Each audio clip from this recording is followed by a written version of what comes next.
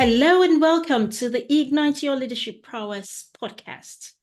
Today on the episode, we've got a very inspiring guest. We've got somebody that I'm sure that you're going to be delighted to hear everything she has for you. I've got Liz Hronek-Hodnett.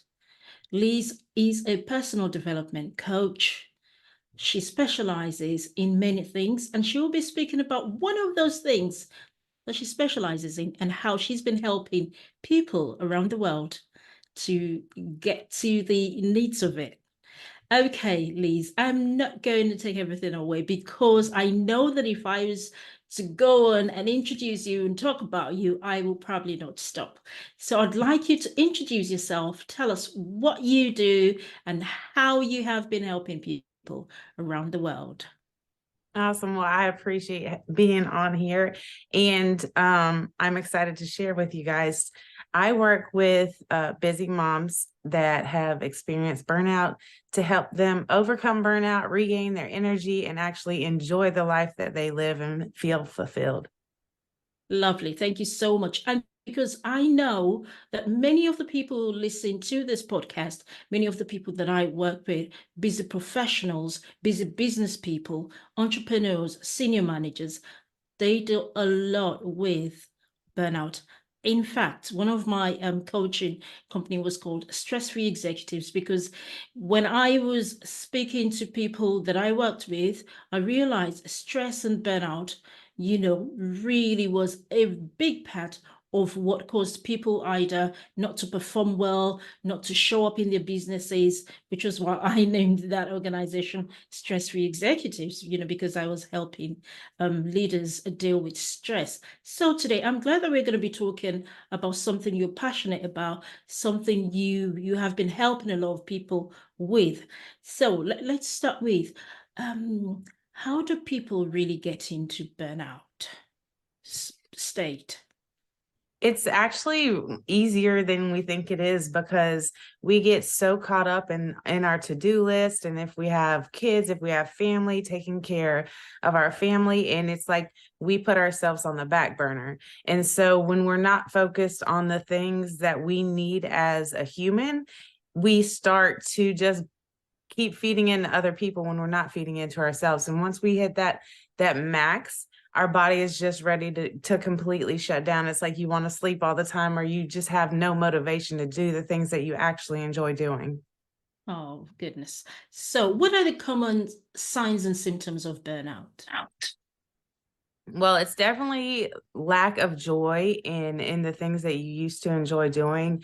I know a lot of my clients that I talk to, they're just like they going through the actions of every day, but they're not feeling fulfilled. They have no desire to press forward and to reach goals. It's really kind of like a state of autopilot where there's not a lot of enjoyment in the things that they're doing.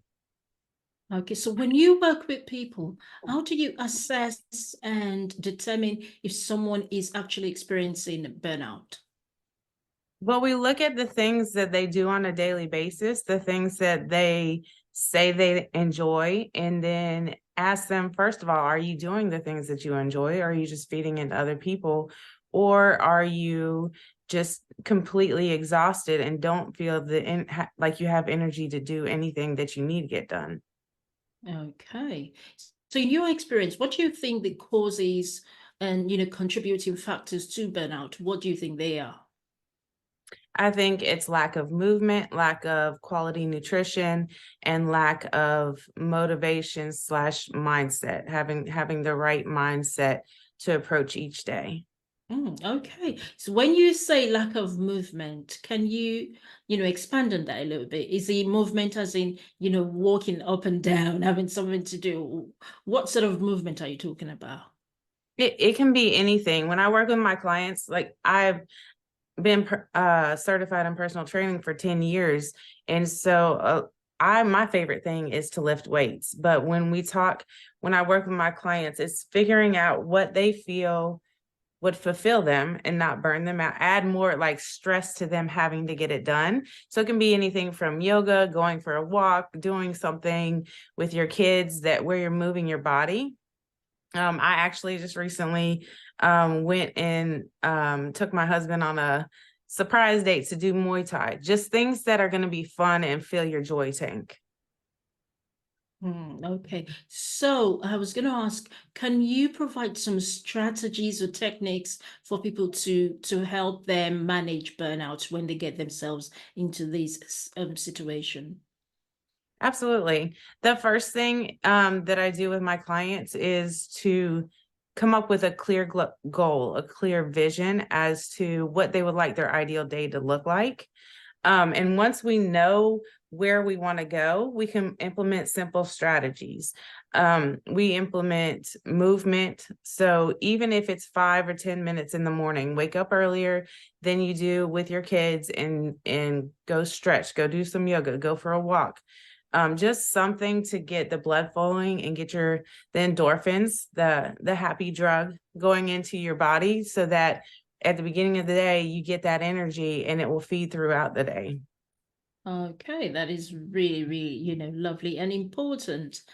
So how do you help people to identify and set boundaries for themselves so that they can prevent burnout? After we do that, then we implement things into their daily life that they actually enjoy. We have a we list out everything that they do. We decide which ones bring them joy, which ones don't, and the ones that don't need to either be eliminated or delegated or minimized so that every day is not burning them out with the activities that they don't enjoy doing. And then we work on nutrition and feeding our bodies the fuel we need to feel energized. Oh, that is really good. So, to prevent burnout, to manage burnout, you're saying that it's not just one thing. It's not just about, be careful or mindful about the activities or the movements that you do. Then you're talking again about nutrition. How does nutrition fall into, the burnout space really? What's the relevance of nutrition with burnout? Well, the fact of the matter is if we don't feel like we have energy to do something, we're not going to be able to do it at our best. So it's just like going on a road trip. When you get in the car, you got to make sure you put gas in the tank. It's the same for us at the beginning of the day. If we are getting ready to take on the day, we need to be able to have quality fuel in our tank so that we can go throughout the day.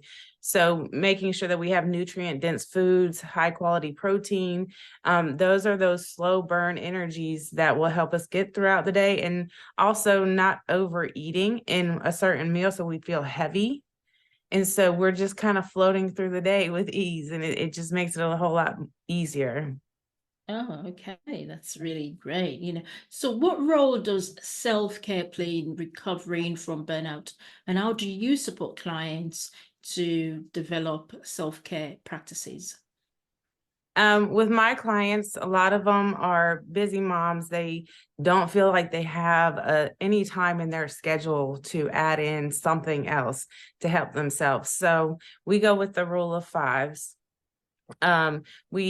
If I have a client that works in the office, they work for 55 minutes and then they take 5 minutes where they get up, they just get away from the screens and go move their body or go get something to eat, go get a drink, but just every hour needs to be standing up and doing something. And then we have the 15-minute morning routine and a 15-minute bedtime routine. And some of my clients are like 15 minutes, I can't even find 15 minutes. So we start with 5 and just get up and move, stretch for 2 or 3 minutes and then sit still with your thoughts and kind of clear your mind before you take on the day.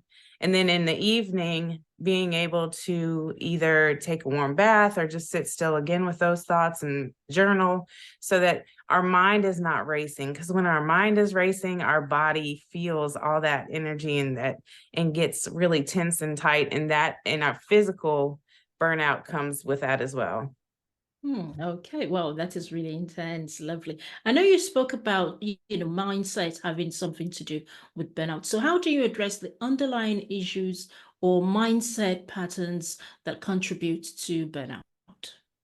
Well, it's really individual based when it comes to mindset. We have these old stories playing in our mind. And so it's important for us to pull out those stories and see what's actually fact and what's not, and replace those thoughts and those stories with things that are actually going to benefit us. Like the one of my clients I was talking to the other day, she was telling me that she weighs herself every day in the morning and at night. I'm like, you're gonna go crazy because you think that the number on that little piece of metal is going to give you your worth, and it's not. Like, it is important to be healthy, but that number, you're obsessing over it, and so your mind is focused on that instead of focused on the joy of you were able to get up out of bed, you were able to take care of your kids, you were able to go do things with your family. And so it's the shift of gratitude, instead of focus on all the things that we need to get done or all the things that we want to happen. It's focusing on gratitude first. And then because we've already established a clear goal, we can implement things that give us small wins so that we're like, look what I did. I just accomplished something. Because the small wins are the ones that add up. When we focus on this giant goal, it's overwhelming and it doesn't help us, especially when we're burnt out.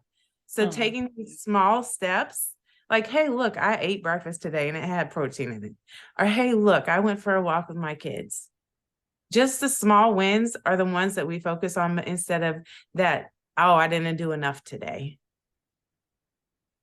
That is really powerful, very powerful. So do you use any specific therapeutic approaches or techniques to address burnout? It's all dependent on the individual. Working one-on-one with clients is most important for me because we have to pull all that stuff out from the past, all the old stories, all the old habits. And depending on what needs to be shifted depends on the techniques that we use. Okay. So how long does, typical recovery process take, and what can someone expect along the way? So typical recovery is probably 4 to 6 weeks, but implementing the long-term solutions and making them habits, I like to work with my clients for at least 6 months because it's easy for us since we're up in age, not old, but we've had all these stories playing over and over since we were kids for us to go back to those old patterns.